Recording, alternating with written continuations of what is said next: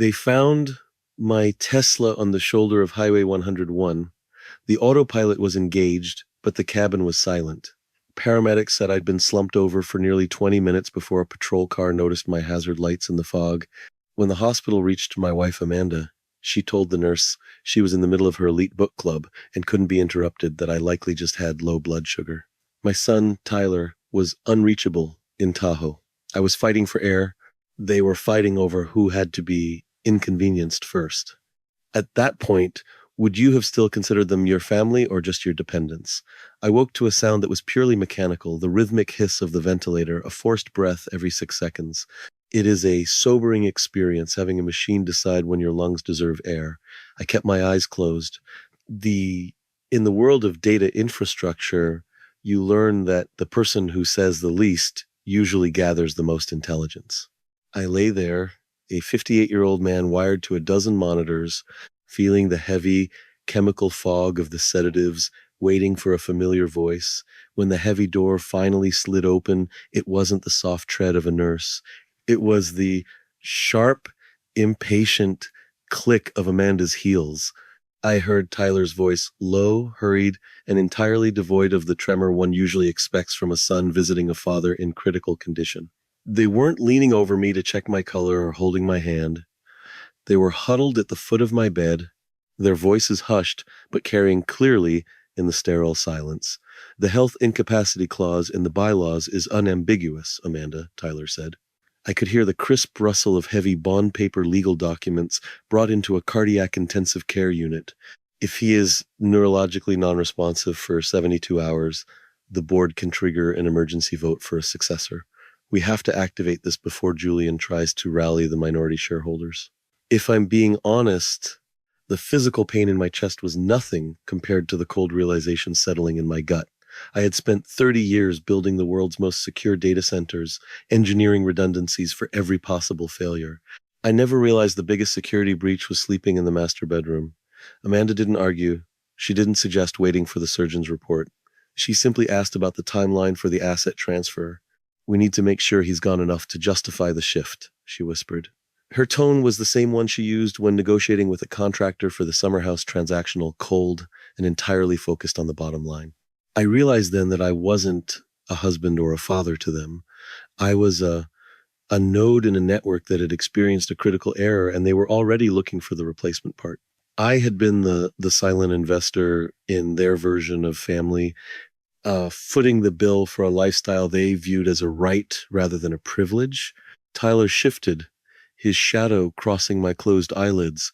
Once we have control, I have a private buyer lined up for the core server patents. It will liquidate the company's primary value, but but will be out with $120 million, $120M each before the first quarter ends. No more asking for permission. I looked at my hands, pale but finally beginning to steady. It took me years to understand that strength in a provider often fosters a parasitic weakness in those who depend on him.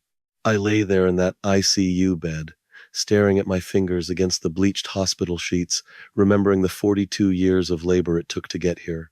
Nexus Infrastructure didn't start in a glass tower with venture capital. It began in a windowless garage in San Jose with a soldering iron and $500 of borrowed seed money. I remembered the days when my diet consisted of black coffee and whatever was on the discount rack at the grocery store, all while I was pulling 80-hour weeks to lay the foundation for what would become the largest data center network in Northern California. At the time, I didn't realize I was setting a dangerous precedent. I thought I was being a good husband when I told Amanda she'd never have to work a day in her life. I thought I was being a good father when I cleared every obstacle from Tyler's path, providing him with a 6-figure education and a $12 million safety net before he'd even held his first real job. If I'm being honest, I had fallen into what psychologists call the parasite paradox. It is a specialized form of the sunk cost fallacy. You believe that if you just fund one more elite retreat or one more designer renovation, you will finally receive the emotional dividend you've been chasing for decades. You treat your family like a failing investment, pouring more and more equity into people who have long since stopped producing a return, simply because you're too proud to admit the original venture was a loss. I had built a grid for them to live on a high voltage existence where the lights never flickered and the temperature was always perfect. But looking back now, I see that by insulating them from the reality of work, I had also insulated them from empathy. They didn't see the man who had laid the cable, they only saw the service he provided. I had spent my life engineering redundancies for every possible system failure, yet I had left my own heart completely unprotected. I was the silent investor in a version of family where I was the only one footing the bill for my own eventual replacement. I watched Tyler's shadow move away from my bed. He was already mentally spending the $120 million, $120M, he expected to harvest from my life's work.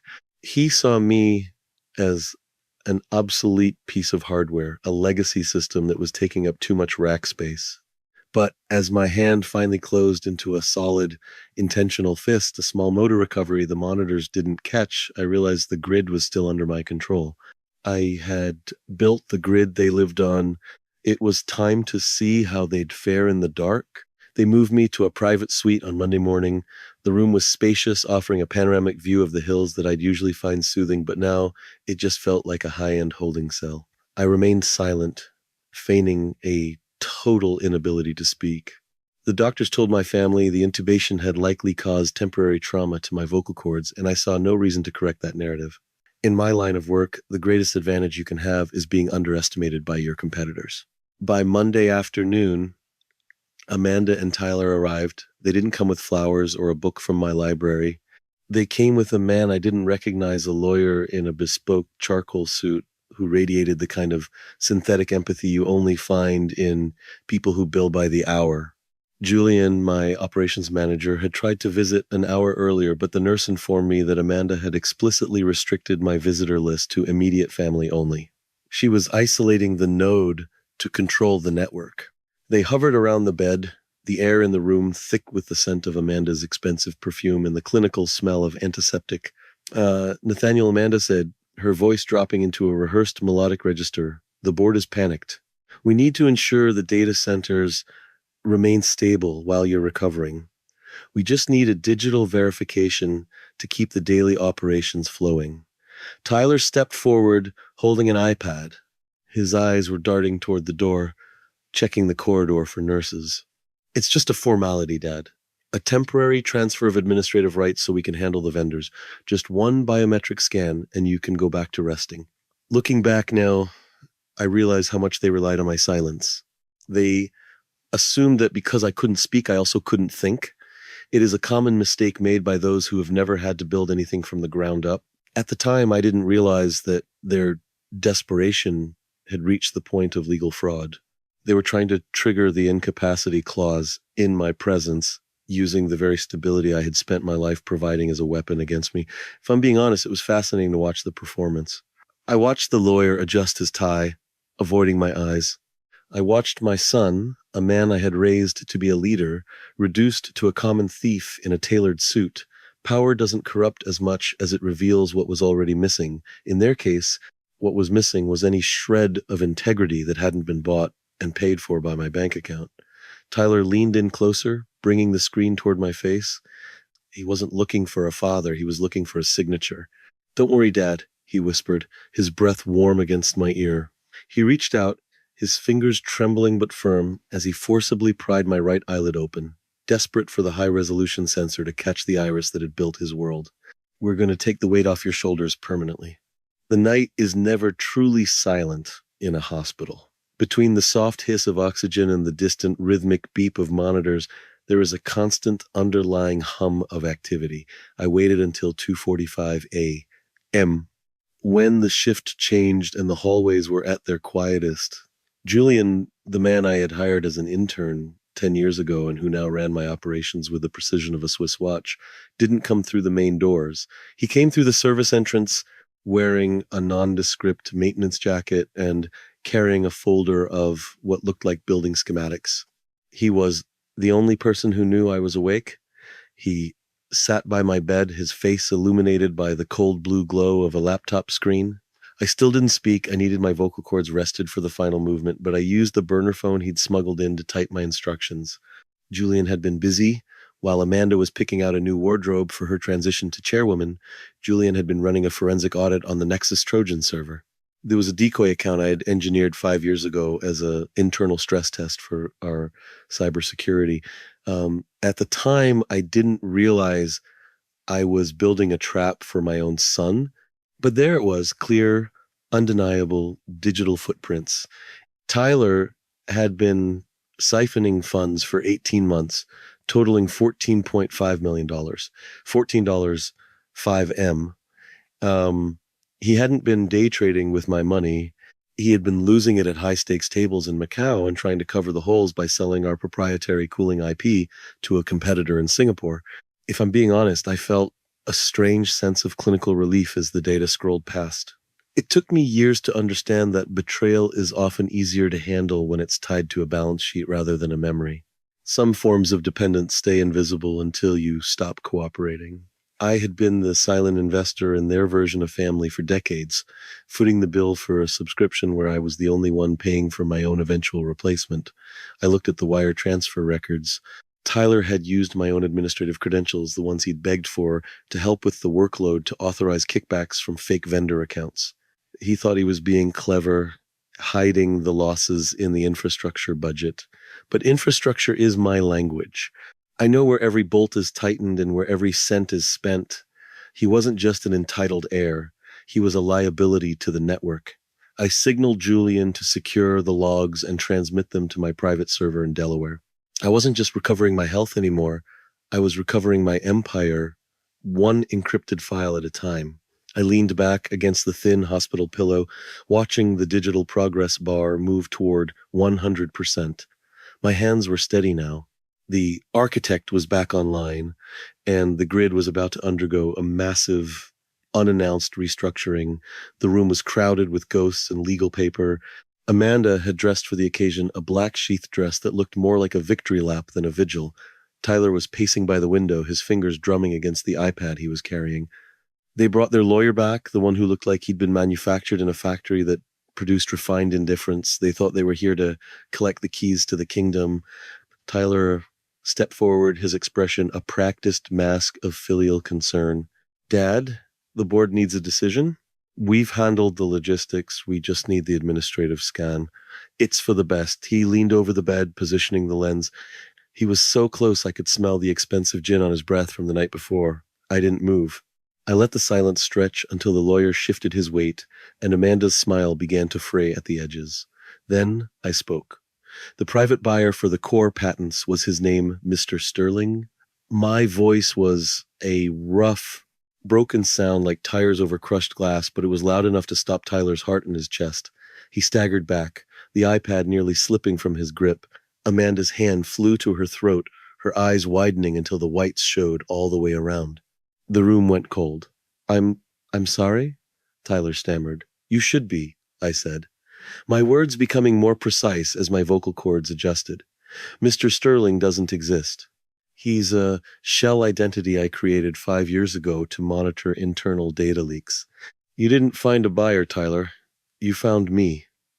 I sat up slowly, the movement sending a dull ache through my sternum, but I didn't let it show. In business, you never let the opponent know where the hardware is failing. I looked at the lawyer. You can put those documents away. My protege, Julian, is currently in the parking lot with my lead counsel and a forensic audit that details exactly how $14.5 million, $14, 5M, left the Nexus operating account.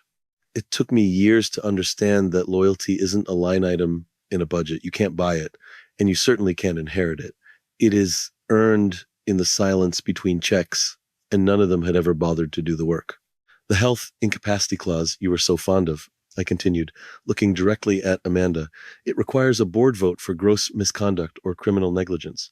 Attempting to sell proprietary infrastructure to a fictional competitor while your father is in the intensive care unit qualifies as both. Tyler looked like he was about to vomit. Amanda was staring at me, her socialite mask finally shattered, revealing the terror underneath. They had spent 30 years living on a grid they didn't understand, and I had just flipped the primary breaker. You wanted the weight off my shoulders, I whispered. Consider it gone. I am an architect, not a destroyer. I chose not to leave them on the street. That would have been a messier demolition than the project required. Instead, I executed what my counsel calls a managed liquidation. It was a systematic reduction of their operational capacity, a cold-blooded restructuring designed to bring their lifestyle into alignment with their actual contributions. I was no longer a provider. I was a liquidator. Amanda stood by the window of our $12 million estate, watching as a security team I had hired, not ours, but a private firm, reporting only to the trust reset the perimeter codes.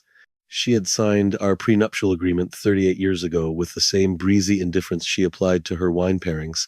To avoid federal prison for her complicity in Tyler's grand fraud, she signed a voluntary forfeiture of her marital assets, adhering to the clauses that dictated exactly what happened in the event of documented financial misconduct. She was being moved to a modest $1.2 million, $1 to M, suburban home in a neighborhood she had previously described as the sticks. Tyler's situation was handled with even more clinical precision. I chose not to press criminal charges for the $14.5 million, $14, 5M he had siphoned. Instead, I settled his gambling debts by liquidating his entire future inheritance to cover the losses. I wiped his slate clean, but I also wiped it empty. He was removed from the board and stripped of his titles, effective immediately. He was now just a man with a business degree he didn't know how to use and a reputation that was effectively blacklisted across Silicon Valley. If I'm being honest, it was strange watching them pack. There were no professional movers this time. I had canceled the contract. I watched Amanda struggle with a heavy designer suitcase, her face pale and drawn. It took me years to understand the invisibility of infrastructure. Most people never think about the power grid until the lights go out. They don't thank the water mains until the taps run dry. My family had lived in a world of perfect service, never once realizing that I was the one maintaining the systems that kept their lives running. They only recognized my value once the accounts were frozen and the administrative rights were revoked. They were experiencing a total system failure. This wasn't a dramatic explosion. It was the quiet, terrifying moment when you realize the backup generators aren't coming online. I had spent 40 years being the silent anchor, and in one afternoon I had pulled up the chain. They wanted a weekend without me. I decided to give them a lifetime of it.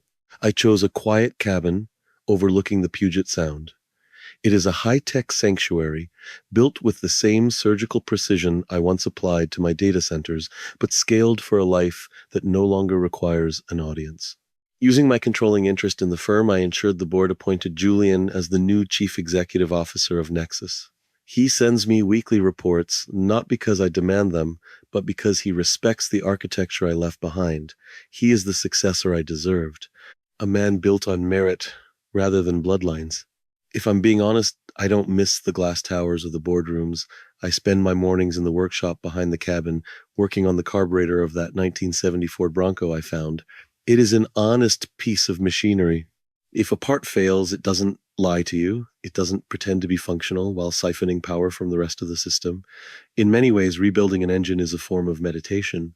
It reminds me that a network is only as strong as its weakest node, and I have finally isolated the nodes that were draining my capacity. Looking back now, I realize that for 40 years I was addicted to being needed. I mistook their dependency for love and their silence for respect. I had become the infrastructure of their lives, invisible, constant, and entirely taken for granted. It took a near-death experience on Highway 101 to teach me the most expensive lesson of my life. You cannot engineer empathy in people who have been raised to believe the world is a service provided by someone else. Amanda and Tyler are living their new reality in that 3-bedroom house in the suburbs. I heard through my attorney that Amanda is struggling with the concept of a monthly budget, and Tyler is finding that Silicon Valley has a very long memory for those who try to sell what isn't theirs. I don't wish them harm. I simply no longer wish them anything at all. In the language of my industry, I have successfully offloaded the legacy debt. I have reached a state of emotional detachment that is far more satisfying than any loud confrontation could have been. Julian and his girlfriend Sophie visit me every other month. Sophie is a veterinarian with a laugh that reminds me of the woman Amanda used to be, before the money became the only thing she could see. Last month, Julian told me that Sophie is pregnant with their first child. He asked me if I would be the godfather. I accepted before he could even finish the sentence. I instructed my legal team to establish an ironclad education trust that very afternoon. If this child was to inherit a piece of my world, they would do so with the discipline and merit I had failed to instill in my own son. I am already planning which tools I will teach that child to use first. I want them to know the value of building something with their own hands so they never grow up thinking that the lights stay on by accident. I realized then that the most dangerous form of bankruptcy isn't financial, it is emotional. I had allowed myself to become a utility company for people who never paid their bills. I was the silent partner in a marriage that had become a procurement contract.